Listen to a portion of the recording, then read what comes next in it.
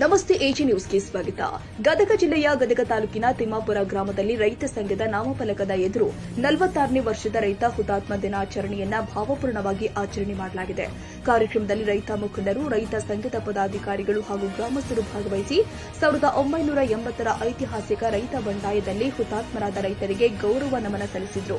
ಈ ಸಂದರ್ಭದಲ್ಲಿ ಮಾತನಾಡಿದ ರೈತ ಮುಖಂಡರು, 1980ರ ಜುಲೈ 21ರಂದು ಬೆಟರ್ಮೆಂಟ್ ಲೇವಿ ವಿರುದ್ಧ ಮಲಪ್ರಭಾ ಅಚ್ಚುಕಟ್ಟು ಪ್ರದೇಶದ ರೈತರು ನಡೆಸಿದ ಬೃಹತ್ ಹೋರಾಟವು ರಾಜ್ಯದ ರಾಜಕೀಯ ಇತಿಹಾಸದಲ್ಲಿ ಮಹತ್ವದ ತಿರುವು ನೀಡಿದ ಘಟನೆಯಾಗಿದೆ ಎಂದಿದ್ದಾರೆ.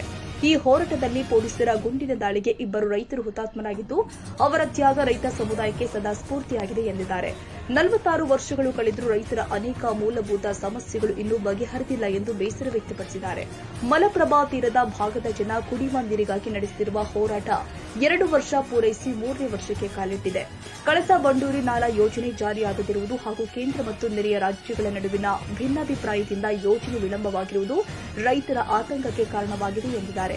ಇಂದು ವಿವಿಧ ರೈತ ಸಂಘಟನೆಗಳು ಬೆಳೆ ವಿಮೆ, ಬೆಂಬಲ ಬೆಲೆ, ನೀರಾವರಿ ಯೋಜನೆಗಳ ಅನುಷ್ಠಾನ, ಕುಡಿಯುವ ನೀರಿನ ಸಮಸ್ಯೆ ಸೇರಿ ಹಲವು ರೈತಪರ ಬೇಡಿಕೆಗಳಿಗಾಗಿ ಹೋರಾಟ ಮಾಡ್ತಾ ಇದೆ.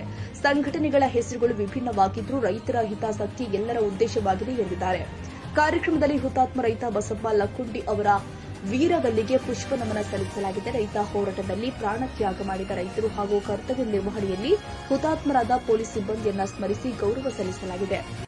ಇಂದು ನಮ್ಮ ತಿಮ್ಮಾಪುರ ಗ್ರಾಮದಲ್ಲಿ ಕರ್ನಾಟಕ ರಾಜ್ಯ ರೈತ ಸಂಘ ಹಾಗೂ ಹಸಿರು ಸೇನೆ ವಿಆರ್ ನಾರಾಯಣ ರೆಡ್ಡಿ ಬಣದ ಮೂಲಕ ನಮ್ಮ ತಿಮ್ಮಾಪುರ ಗ್ರಾಮದ ಎಲ್ಲ ರೈತ ಸಂಘದ ಎಲ್ಲ ಪದಾಧಿಕಾರಿಗಳು ಸೇರಿ ಇಂದು ರೈತ ಹುತಾತ್ಮ ದಿನಾಚರಣೆಯ ಒಂದು ಅಂಗವಾಗಿ ನಮ್ಮ ತಿಮ್ಮಾಪುರ ಗ್ರಾಮದ ಎಲ್ಲಾ ರೈತರು ಸೇರಿ ನಾವು ಒಂದು ರೈತರನ್ನು, ಹುತಾತ್ಮರಾದ ರೈತರನ್ನು ಸ್ಮರಣೆ ಮಾಡುವಗೋಸ್ಕರ ಇಲ್ಲಿ ಒಂದು ಈ ಹುತಾತ್ಮ ಕಾರ್ಯಕ್ರಮವನ್ನು ಹಮ್ಮಿಕೊಂಡಿದ್ದು, ಈ ನಮ್ಮ ದೇಶದ ಏನು ರೈತ ಬೆನ್ನೆಲುಬು ಅಂತಾರ ಅಂತ ರೈತನನ್ನು, ಹುತಾತ್ಮರಾದಂತ ರೈತರನ್ನು ಸ್ಮರಣೆ ಮಾಡುವಗೋಸ್ಕರ ಇಂದು ನಾವು ನಮ್ಮ ತಿಮ್ಮಾಪುರ ಗ್ರಾಮದಲ್ಲಿ ಒಂದು ಹುತಾತ್ಮ ದಿನಾಚರಣೆಯನ್ನು ಆಚರಿಸುತ್ತೇವೆ. ನವಲಗುಂದ ಮತ್ತು ನರಗುಂದ ಬಂಡಾಯದಲ್ಲಿ ಏನು ಅವರು ರೈತರು ಹುತಾತ್ಮರಾದರು ಮತ್ತು ನಮ್ಮ ಹಾವೇರಿ ಭಾಗದಲ್ಲಿ ಏನು ಒಂದು ಸರ್ಕಾರ ಗೋಲಿಬಾರ್ ಮಾಡಿ ಆ ರೈತರನ್ನು ಹುತಾತ್ಮ ಮಾಡಿದ ಸ್ಮರಣೆಯ ಅಂಗವಾಗಿ ನಾವು ಕೂಡ ಇಂದು ತಿಮ್ಮಾಪುರ ಗ್ರಾಮದಲ್ಲಿ ರೈತರನ್ನು ಸ್ಮರಣೆ ಮಾಡುವುದಕ್ಕೋಸ್ಕರ ಒಂದು ಹುತಾತ್ಮ ದಿನಾಚರಣೆಯನ್ನು ಆಚರಿಸುತ್ತಿದ್ದೇವೆ.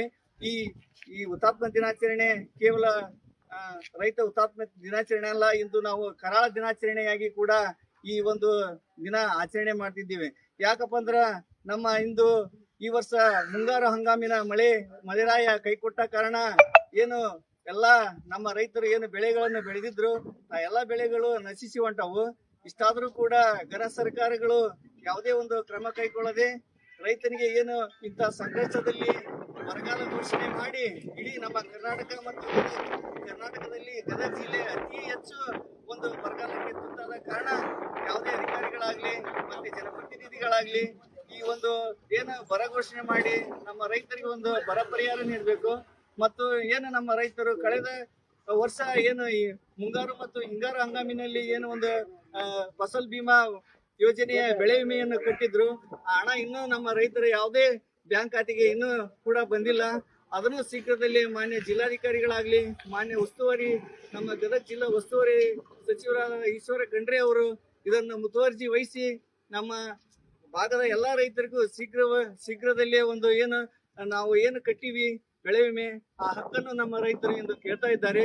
ನಾವೇನು ಪುಕ್ಕಟ್ಟೆ ಕೇಳ್ತಾ ಇಲ್ಲ ಸರ್. ನಾವು ರೈತರು ಏನು ಒಂದು ಬೆಳೆ ವಿಮೆ ಕಟ್ಟಿವಲ್ಲ ಆ ಹಣಕ್ಕೆ ಪ್ರತಿರೂಪವಾಗಿ ನೀವು ವಿಮೆಯನ್ನು ಕೊಡಬೇಕಾಗಿ ನಾವು ಇವತ್ತು ಈ ರೈತ ಹುತಾತ್ಮ ದಿನಾಚರಣೆಯ ಮೂಲಕ ನಿಮ್ಮನ್ನು ಕೇಳ್ಕೊಳ್ತಿದ್ದೇವೆ. ಮತ್ತೆ ಏನಪ್ಪಾ ಅಂದ್ರ ಶೀಘ್ರದಲ್ಲೇ ನಮ್ಮ ಗದಗ ಜಿಲ್ಲೆಯನ್ನು ಬರಗಾಲ ಘೋಷಣೆ ಮಾಡಿ ನಮ್ಮ ಏನು ಇವತ್ತು ನಮ್ಮ ರೈತರು ಏನು ಸಂಕಷ್ಟದಲ್ಲಿದ್ದಾರೆ ಅವರಿಗೆ ನೆರವಿಗೆ ಬರಬೇಕಾಗಿ ತಮ್ಮಲ್ಲಿ ವಿನಂತಿಸಿಕೊಳ್ಳುತ್ತೇವೆ. ಈ ಸಂದರ್ಭದಲ್ಲಿ ರೈತ ಸಂಘದ ಮುಖಂಡರು, ವಿವಿಧ ರೈತ ಸಂಘಟನೆಗಳ ಪ್ರತಿನಿಧಿಗಳು, ಸಾರ್ವಜನಿಕರು ಹಾಗೂ ಗ್ರಾಮಸ್ಥರು ಉಪಸ್ಥಿತರಿದ್ದರು.